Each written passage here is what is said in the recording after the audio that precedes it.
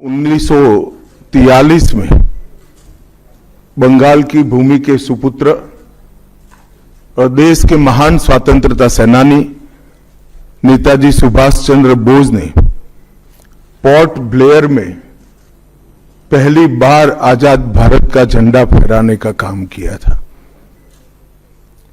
तो एक प्रकार से हमारे आजादी के संग्राम का ये बहुत महत्वपूर्ण मकाम था।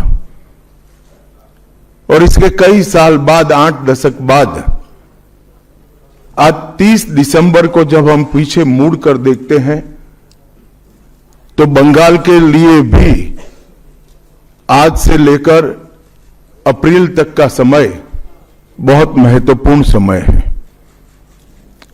अप्रैल में बंगाल में विधानसभा के चुनाव होने जा रहे हैं। भय, भ्रष्टाचार, कुशासन और घुसपैठ की जगह विरासत, विकास और गरीब कल्याण की एक मजबूत सरकार बनाने का बंगाल की जनता का संकल्प बंगाल में जहां पर भी जाते हैं वहां दिखाई पड़ता है।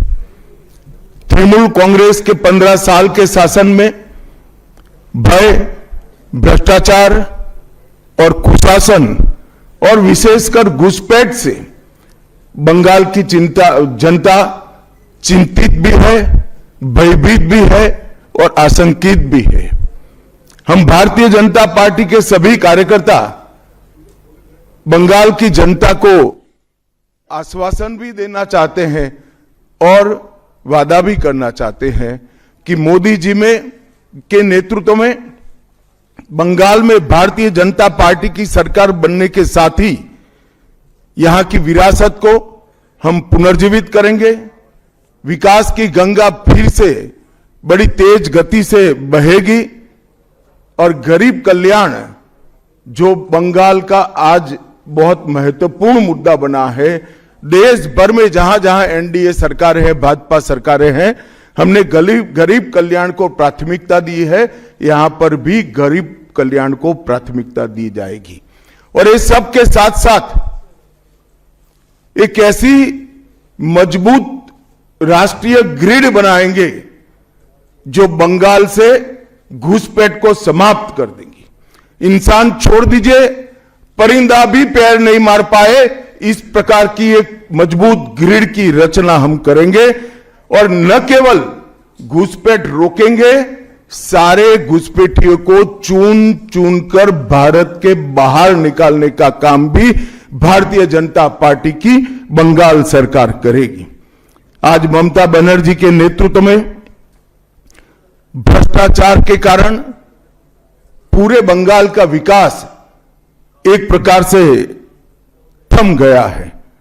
मोदी जी की सारी लाभकारी योजनाएं जो पूरे देश में गरीबी का उन्मूलन कर रही है, यहां पर टोल सिंडिकेट के भेंट चढ़ चुकी हैं और हर योजना डेड एंड पर पहुंच चुकी है।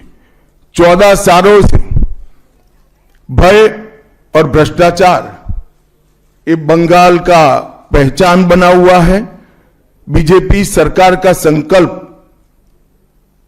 15 अप्रैल 2026 के बाद जब भाजपा सरकार बनेगी, बंग गौरव, बंग संस्कृति, उसके पुनर्जागरण की हम फिर से शुरुआत करेंगे। और विवेकानंद जी, बंकिम बाबू और गुरुवर टैगोर और श्यामा प्रसाद मुखर्जी के स्वप्न का बंगाल बनाने का हम फिर से एक बार प्रयास करेंगे।